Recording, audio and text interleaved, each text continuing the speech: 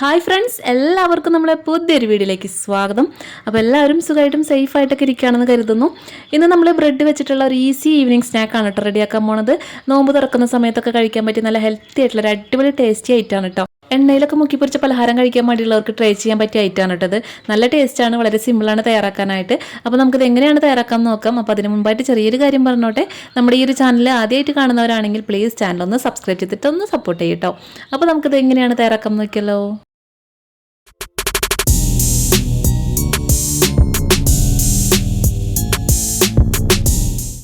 അപ്പോൾ നമ്മുടെ ഈ ഒരു സ്നാക്ക് തയ്യാറാക്കാനായിട്ട് ഞാനിവിടെ കുറച്ച് ബ്രെഡിൻ്റെ പീസുകൾ എടുത്ത് വെച്ചിട്ടുണ്ട് കേട്ടോ. ഞാനിവിടെ ഒരു 12 പീസാണ് എടുത്തിട്ടുള്ളത്. അപ്പോൾ ആദ്യം നമ്മൾ ബ്രെഡ് എടുത്ത് മാറ്റി വയ്ക്കാം. മധുരമുള്ള ബ്രെഡ് ആയാലും മധുരമില്ലാത്ത ബ്രെഡ് ആയാലും ഏതായാലും കുഴപ്പമില്ല കേട്ടോ. അപ്പോൾ നിങ്ങൾക്ക് എത്രത്തോളം ബ്രെഡ് വേണോ അതിനനുസരിച്ചിട്ട് ബ്രെഡ് എടുത്ത് വയ്ക്കാം. ഇനി നമുക്ക് അടുത്തതായിട്ട് ചെയ്യാനുള്ളത് ഒരു ബൗൾ എടുക്കുക. അതിലേക്ക് ഒരു 4 കോഴിമുട്ട റൂം ടെമ്പറേച്ചറുള്ളത് പൊട്ടിച്ചൊഴിച്ചു കൊടുക്കുക കേട്ടോ. നമ്മളിവിടെ 12 പീസ് ബ്രെഡാണ് എടുത്തിട്ടുള്ളത്. 12 പീസിലേക്കുള്ള അളവാണ് 4 കോഴിമുട്ട കേട്ടോ. അപ്പോൾ 4 കോഴിമുട്ടയെ നമ്മൾ കംപ്ലീറ്റ് ആയിട്ടും പൊട്ടിച്ചൊഴിച്ചു കൊടുത്തിട്ടുണ്ട്. ഇനി നമുക്കിതിലേക്ക് ഒരു നുള്ള് ഉപ്പിട്ട് കൊടുക്കാം കേട്ടോ. നമുക്കിതിൻ്റെ ഒരു മധുരം ബാലൻസിങ്ങിന് വേണ്ടിയിട്ട് ഒരു നുള്ള് ഉപ്പ് ചേർക്കാം. പിന്നെ നമുക്കിതിലേക്ക് ആവശ്യത്തിന് മധുരം ചേർക്കാം. അതിനായിട്ട് ഞാൻ 2 ടേബിൾ സ്പൂൺ പഞ്ചസാരയാണ് ചേർത്ത് കൊടുക്കുന്നത്. അപ്പോൾ പഞ്ചസാര നിങ്ങളുടെ ഇഷ്ടത്തിനനുസരിച്ച് അളവ് കൂട്ടുകയും കുറയ്ക്കുകയൊക്കെ ചെയ്യാവുന്നതാണ്. ഇത് നോർമൽ ആയിട്ടുള്ള ഒരു മധുരത്തിനുള്ളതാണ് നമ്മളിപ്പോൾ ചേർത്തിട്ടുള്ളത്. പിന്നെ നമ്മൾ ഈ ഒരു സ്നാക്കിന് മുട്ടയുടെ സ്മെല്ല് വരാതിരിക്കാനായിട്ട് നിങ്ങൾക്ക് വേണമെങ്കിൽ ഏലക്കാപ്പൊടി ചേർത്ത് കൊടുക്കാം. എൻ്റെ അടുത്ത് ഏലക്കാപ്പൊടി ഇല്ല, അതുകൊണ്ട് ഞാൻ കുറച്ച് വാനിലയുടെ എസൻസ് ആണ് ചേർത്ത് കൊടുക്കുന്നത്. മുട്ടയുടെ സ്മെല്ല് അങ്ങോട്ട് കുത്തൽ ഉണ്ടാവാതിരിക്കാൻ വേണ്ടിയിട്ടാണ്. ഒരു 1/4 ടീസ്പൂൺ വാനില എസൻസും കൂടി ഞാൻ ചേർത്ത് കൊടുക്കുന്നുണ്ട്. ഏലക്കാപ്പൊടി ഉണ്ടെങ്കിൽ അത് ചേർത്താൽ മതി കേട്ടോ. ഇനി നമുക്ക് ഈ മുട്ട നന്നായിട്ടൊന്ന് അടിച്ച് പതപ്പിച്ചെടുക്കാനുണ്ട്. അപ്പോൾ അതിനായിട്ട് നമ്മൾ ബീറ്ററൊന്നും യൂസ് ചെയ്യേണ്ട ആവശ്യമില്ല. ജസ്റ്റ് ഒരു സ്പൂണോ ഫോർക്കോ എന്തെങ്കിലും വെച്ചിട്ട് വിസ്കോ അങ്ങനെ വെച്ചിട്ട് ജസ്റ്റ് ഒന്ന് ബീറ്റ് ചെയ്താൽ മതി. ഞാനിപ്പോൾ ഇവിടെ ഒരു ഫോർക്ക് വെച്ചിട്ടാണ് ചെയ്യണത് കേട്ടോ. അപ്പോൾ മാക്സിമം നന്നായിട്ട് തന്നെ നമ്മളിത് അടിച്ച് പതപ്പിച്ചെടുക്കണം. മുട്ടയൊക്കെ നന്നായിട്ട് ഇതിൽ ബ്ലെൻഡ് ആവണം. നമ്മൾ ഈ ഒരു പഞ്ചസാരയൊക്കെ നന്നായിട്ട് മെൽറ്റ് ആവണം. അതിനായിട്ട് നന്നായിട്ട് തന്നെ നമ്മൾ ഒന്ന് അടിച്ച് പതപ്പിച്ചെടുക്കാം കേട്ടോ. അപ്പോൾ ഒരു 5 മിനിറ്റോളം നമ്മൾ നന്നായിട്ട് ഇങ്ങനെ ഒന്ന് അടിച്ചെടുത്താൽ മതി. അപ്പോൾ പഞ്ചസാരയൊക്കെ നന്നായിട്ട് മെൽറ്റ് ആയിക്കോളും. അല്ലെങ്കിൽ നിങ്ങളുടെ കയ്യിൽ പഞ്ചസാരപ്പൊടി ഉണ്ടെങ്കിൽ പഞ്ചസാരപ്പൊടി ചേർത്താൽ മതി. പെട്ടെന്ന് നമുക്കിത് മിക്സ് ചെയ്തെടുക്കാനായിട്ട് എളുപ്പമായിരിക്കും. അപ്പോൾ നന്നായിട്ട് ഇങ്ങനെ പതപ്പിച്ചെടുക്കാം, മാക്സിമം പതപ്പിച്ചെടുക്കാൻ നോക്കാം. നന്നായിട്ട് ഇങ്ങനെ അടിച്ചാൽ തന്നെ നന്നായിട്ട് ബബിൾസൊക്കെ വന്നിട്ട് നന്നായിട്ട് പതഞ്ഞ് വരും. അപ്പോൾ നന്നായിട്ട് പതഞ്ഞ് വരുന്നവരെ നമുക്ക് നന്നായിട്ട് അടിച്ചെടുക്കാം. അങ്ങനെ ഇപ്പോൾ നമ്മളിവിടെ നന്നായിട്ട് ഇത് മിക്സാക്കി നന്നായിട്ട് അടിച്ച് പതപ്പിച്ചെടുത്തിട്ടുണ്ട്. അപ്പോൾ ഇതുപോലെ നമ്മൾ പതപ്പിച്ചെടുക്കാം കേട്ടോ. പഞ്ചസാരയൊക്കെ കംപ്ലീറ്റ് ആയിട്ട് മെൽറ്റ് ആവണം. അടിയിൽ ഊറിക്കെടുക്കാനൊന്നും പാടില്ല. അപ്പോൾ പഞ്ചസാര മെൽറ്റായി ഒന്ന് ചെക്ക് ചെയ്ത് നോക്കണം. പഞ്ചസാര മെൽറ്റ് ആവണ വരെ നമ്മളിങ്ങനെ അടിച്ചുകൊണ്ടിരിക്കാം. എന്നിട്ട് ഇത് നമുക്കൊന്ന് മാറ്റി വയ്ക്കാം. ഇനി നമുക്ക് ഒരു പാൻ എടുത്ത് ചൂടാക്കാം. അതിലേക്ക് നമുക്ക് കുറച്ച് ഓയിൽ അല്ലെങ്കിൽ ബട്ടർ അല്ലെങ്കിൽ നെയ്യ് ഏതായാലും കുഴപ്പമില്ല, നിങ്ങൾക്ക് ഇഷ്ടമുള്ളത് ഏതാണെന്ന് വെച്ചാൽ അത് കുറച്ചൊന്ന് ഒഴിച്ചു കൊടുക്കാം കേട്ടോ. എന്നിട്ട് നമുക്ക് എല്ലാ ഭാഗത്തേക്കൊന്ന് ഇതുപോലെ ചിറ്റിച്ചു കൊടുക്കാം. ഒരുപാട് എണ്ണ നമുക്കിതിലേക്ക് ആവശ്യമില്ല കേട്ടോ. കുറച്ച് ഇതുപോലെ ഒന്ന് ഇട്ട് കൊടുത്താൽ മതി. അതിനുശേഷം നമ്മൾ നേരത്തെ ബീറ്റ് ചെയ്ത് വെച്ചിട്ടുള്ള നമ്മളെ മുട്ടയിലേക്ക് നമുക്ക് ഓരോ ബ്രെഡിൻ്റെ പീസ് എടുത്തിട്ട് ഒന്ന് ജസ്റ്റ് ഇതിലൊന്ന് മുക്കിയിട്ട് നമുക്ക് ഈ ഒരു പാനിലേക്ക് ഇട്ട് കൊടുക്കാം. ബ്രെഡ് ഞാനിപ്പോൾ ഇവിടെ അങ്ങനെ തന്നെയാണ് എടുക്കുന്നത്. നിങ്ങൾക്ക് വേണമെങ്കിൽ ഇത് പല ഷേപ്പിൽ കട്ട് ചെയ്തിട്ട് വേണമെങ്കിൽ എടുക്കാവുന്നതാണ് കേട്ടോ. ട്രയാങ്കിളായിട്ടോ സ്ക്വയറായിട്ടോ നിങ്ങൾ ഇഷ്ടം പോലെ നിങ്ങൾക്ക് ഇഷ്ടമുള്ള ഷേപ്പിൽ കട്ട് ചെയ്യാം.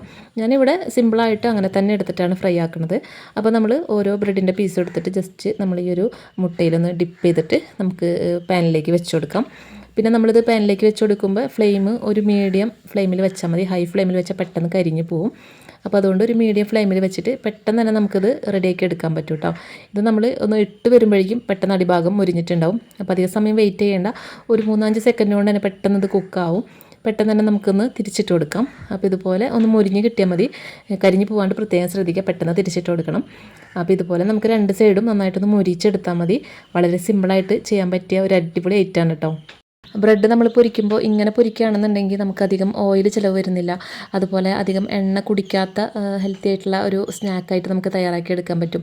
പ്രത്യേകിച്ച് നമുക്ക് 4 മണിക്ക് ചായയൊക്കെ തിളയ്ക്കുന്ന സമയം കൊണ്ട് തന്നെ റെഡിയാക്കി എടുക്കാൻ പറ്റിയൊരു പലഹാരമാണ്. ചായയുടെ കൂടെ കഴിക്കാനായാലും ഇഫ്താർ ടൈമിലൊക്കെ നമുക്ക് നോമ്പ് തുറക്കുമ്പോൾ കഴിക്കാനായാലും നല്ല ടേസ്റ്റാണ്. ചെറിയൊരു മധുരത്തോട് കൂടിയിട്ട് നല്ലൊരു ടേസ്റ്റോട് കൂടിയിട്ടുള്ളൊരു അടിപൊളി സ്നാക്ക് തന്നെയാണ് കേട്ടോ. അപ്പോൾ നിങ്ങൾ ഈ രീതിയിൽ ട്രൈ ചെയ്ത് നോക്കിയിട്ടില്ല എന്നുണ്ടെങ്കിൽ തീർച്ചയായിട്ടും ട്രൈ ചെയ്ത് നോക്കുക. എല്ലാവർക്കും ഇഷ്ടമാവും. വളരെ സിമ്പിളാണ്, വളരെ പെട്ടെന്ന് നമുക്ക് തയ്യാറാക്കി എടുക്കാൻ പറ്റും. നമുക്ക് ചായ ഒരു അടുപ്പത്ത് വെച്ചിട്ട് അത് തിളയ്ക്കുമ്പോഴേക്കും നമുക്ക് നമ്മുടെ സ്നാക്ക് റെഡിയാക്കി എടുക്കാൻ പറ്റും കേട്ടോ. അത്രയും സമയം നമുക്കിതിന് വേണ്ടോ. അപ്പോൾ ഇതുപോലെ ഇനി നമുക്ക് ബാക്കിയുള്ളതും കൂടി ഫ്രൈ ചെയ്തെടുക്കുക. അപ്പോൾ അതിനായിട്ട് കുറച്ചും കൂടി ഞാൻ ഓയിലൊന്നും ഇതുപോലെ ഒഴിച്ച് കൊടുക്കുന്നുണ്ട് കേട്ടോ. ജസ്റ്റ് നമുക്ക് ഒരു ചെറിയൊരു ഓയിലിൻ്റെ ഒരു ഫീല് ആ ബ്രെഡും ഉണ്ടാവണം. അതിന് വേണ്ടി മാത്രമാണ് നമ്മൾ ഓയിൽ ഒഴിച്ച് കൊടുക്കുന്നത് കേട്ടോ. എന്നിട്ട് നമുക്ക് ഈ ഒരു മുട്ടയിൽ മുക്കിയിട്ട് പിന്നെയും നമുക്ക് ബാക്കിയുള്ളതും കൂടി ഇതുപോലെ ഫ്രൈ ആക്കി എടുക്കാം. അങ്ങനത്തെ നമ്മൾ ബ്രെഡ് നമ്മൾ കംപ്ലീറ്റ് ആയിട്ട് ഫ്രൈ ആക്കി എടുത്തിട്ടുണ്ട് കേട്ടോ. ഇത് നല്ല ചൂടോട് കൂടി കഴിക്കാനാണ് കേട്ടോ നല്ല ടേസ്റ്റ് ഉണ്ടാവുക. പുറമേ നല്ല ക്രിസ്പി ആയിട്ടും ഉള്ളിൽ നല്ല സോഫ്റ്റ് ആയിട്ടുള്ള ഒരു അടിപൊളി ഐറ്റമാണ്. നന്നായിട്ട് ചൂടാറി കഴിഞ്ഞാൽ നല്ല സോഫ്റ്റ് ആയിരിക്കും. അപ്പോൾ ചെറിയ ചൂടോട് കൂടി തന്നെ കഴിക്കാനായിട്ട് നോക്കുക. ഇത് ഒട്ടും തന്നെ എണ്ണ കുടിക്കാത്ത ഒരു പലഹാരമാണ് കേട്ടോ. നമുക്കൊരു ടിഷ്യൂ വെച്ചിട്ട് ജസ്റ്റ് ഇതുപോലെ ഒന്ന് പ്രസ് ചെയ്ത് നോക്കിയാൽ തന്നെ അറിയാൻ പറ്റും. ഇതിൽ കണ്ടില്ലേ എണ്ണയൊന്നും പറ്റി പിടിച്ചിട്ടില്ല. അപ്പോൾ അത്രയും ഓയിൽ ഫ്രീ ആയിട്ടുള്ള ഒരു സ്നാക്കാണ്. അപ്പോൾ തീർച്ചയായിട്ടും എല്ലാവരും ട്രൈ ചെയ്ത് നോക്കട്ടെ. ട്രൈ ചെയ്താൽ മാത്രം പോരാ, ട്രൈ ചെയ്തിട്ടുള്ള നിങ്ങളുടെ ഫീഡ്ബാക്സ് ഒക്കെ കമൻറ്റിലൂടെ അറിയിക്കാനും മറന്നു പോരുത് കേട്ടോ. അപ്പോൾ ഇത്രയേ ഉള്ളൂ നമ്മൾ ഇന്നത്തെ ഈ ഒരു വീഡിയോ. അപ്പോൾ ഇന്നത്തെ ഈ ഒരു ബ്രെഡ് സ്നാക്ക് നിങ്ങൾക്ക് എല്ലാവർക്കും ഇഷ്ടമായി കാണുമെന്ന് ഞാൻ കരുതുന്നു. വീഡിയോ ഇഷ്ടമായിട്ടുണ്ടെങ്കിൽ പ്ലീസ് മടിക്കാതെ ഒന്ന് ലൈക്ക് അടിച്ച് സപ്പോർട്ട് ചെയ്യട്ടോ. പിന്നെ നിങ്ങളുടെ കുക്കിംഗ് ഇൻട്രസ്റ്റഡ് ആയിട്ടുള്ള ഫ്രണ്ട്സിനും ഫാമിലിക്കും നമ്മൾ വീഡിയോ ഒന്ന് ഷെയർ ചെയ്ത് കൊടുക്കാനും മറക്കരുതേ. പിന്നെ നമ്മുടെ ചാനൽ സബ്സ്ക്രൈബ് ചെയ്യാതെ ആരെങ്കിലും വീഡിയോ കാണുന്നുണ്ടെങ്കിൽ പ്ലീസ് മടിക്കാതെ ഒന്ന് സബ്സ്ക്രൈബ് ചെയ്തിട്ട് ആ ബെല്ലൈക്കൺ ഒന്ന് എനേബിൾ ചെയ്ത് വെക്കട്ടോ.